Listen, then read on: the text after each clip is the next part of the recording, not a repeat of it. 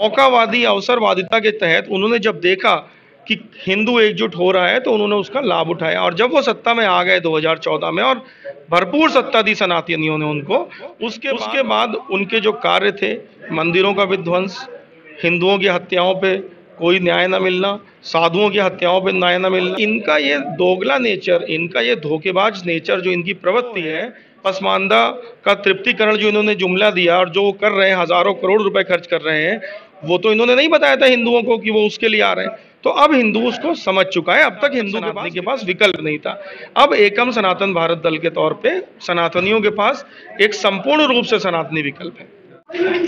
एक नई राजनीतिक पार्टी एकम सनातन भारत दल का गठन हुआ है। हिंदुत्व के मुद्दे पर यह पार्टी गठित की गई है। हमारे साथ बात करने के लिए हैं पुष्कल द्विवेदी जी, जो प्रदेश संयोजक हैं। बात करते हैं सर, एकम सनातन भारत दल, क्या वजह है इस पार्टी को आप फॉर्मेट कर रहे हैं?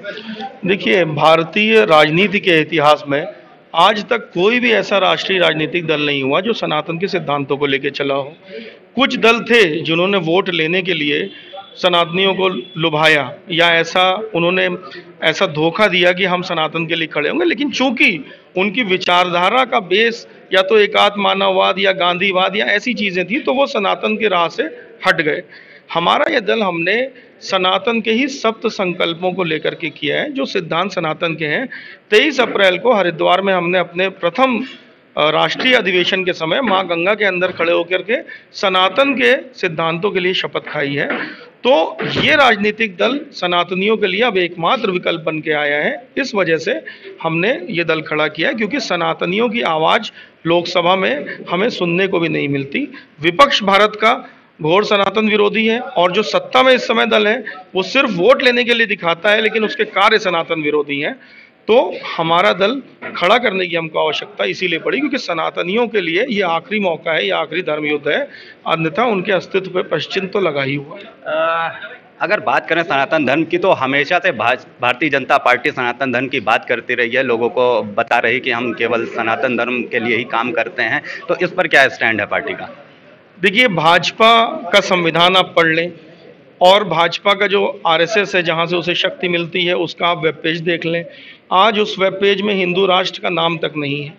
भाजपा के संविधान में सनातन मूल्यों का जिक्र भी नहीं है। वो एकात्म मानववाद पे है, जो कि एक इम्प्रोवाइज्ड गांधीवाद है। तो उनका मूल जो रूट है वो सनातन है ही नहीं। अब क्या हुआ कि मौकावादी अवसरवादिता के तहत उन्होंने जब देखा कि हिंदू एकजुट हो रहा है तो उन्होंने उसका लाभ उठाया, और जब वो सत्ता में आ गए 2014 में और भरपूर सत्ता दी सनातनियों ने उनको, उसके बाद उनके जो कार्य थे, मंदिरों का विध्वंस, हिंदुओं की हत्याओं पे कोई न्याय न मिलना, साधुओं की हत्याओं पे न्याय न मिलना।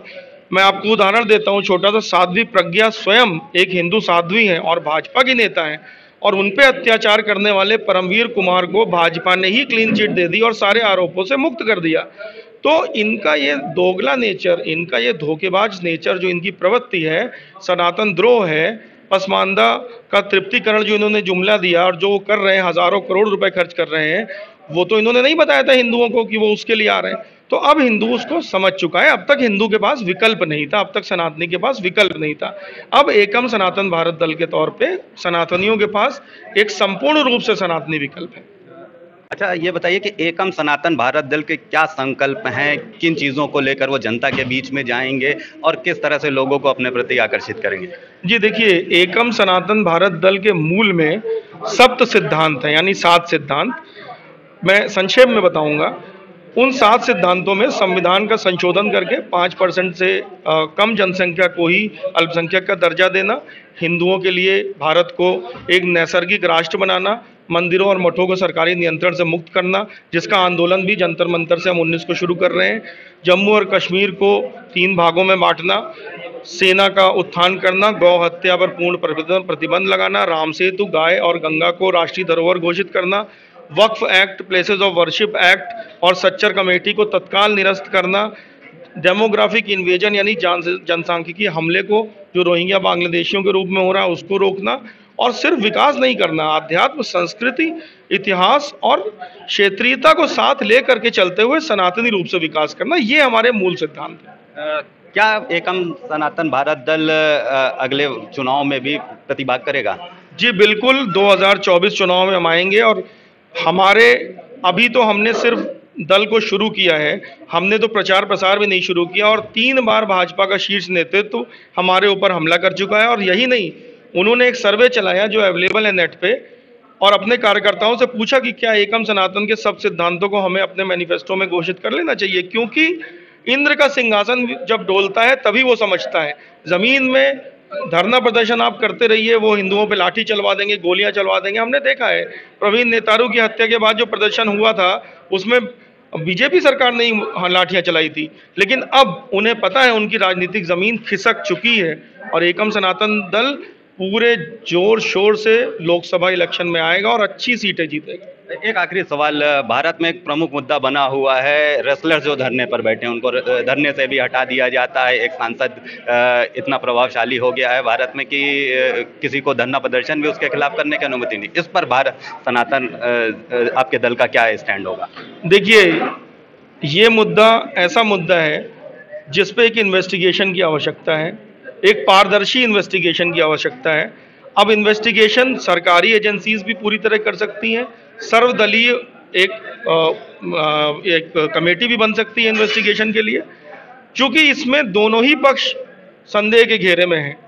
क्योंकि जो पहलवानों को भी सपोर्ट कर रहे हैं, आप देख रहे हैं किस तरह वामपंथी शाहीन बाग की पूरी इकोसिस्टम पहलवानों के साथ लगी हुई है, और भाजपा का चरित्र हमने देखा है, दोनों ही पक्ष संदेह के घेरे में। तो इसमें हमारा ये मानना है कि हम दोनों में से किसी का समर्थन नहीं कर रहे हैं और हम सिर्फ ये कह रहे हैं कि अगर इस मुद्दे पे कुछ करना है, एक सर्वदलीय कमेटी बनाइए जो इसमें एक निष्पक्ष इन्वेस्टिगेशन कर सके और दोनों में से जो भी दोषी पाया जाए उस पर सख्त कार्रवाई। धन्यवाद। ये थे हमारे साथ एकम सनातन भारत दल के उत्तर प्रदेश संयोजक विंग कमांडर पुष्कल द्विवेदी जी, जिन्होंने अपने पार्टी की नीतियों और सिद्धांतों पर हमसे बात करते हुए बताया कि आज तक हिंदू लोगों को हमेशा धर्म के नाम पर केवल छला गया है, पार्टियों द्वारा उनको केवल धर्म के नाम पर बेवकूफ़ बनाया गया और उनसे वोट लिया गया है। लेकिन अब एकम सनातन भारत दल आ चुका है और वह हिंदुओं को जोड़ेगा और उनके उत्थान के लिए काम करेगा। वीडियो जर्नलिस्ट अखिलेश सिंह के साथ संतोष कुमार, भूमि टीवी, लखनऊ।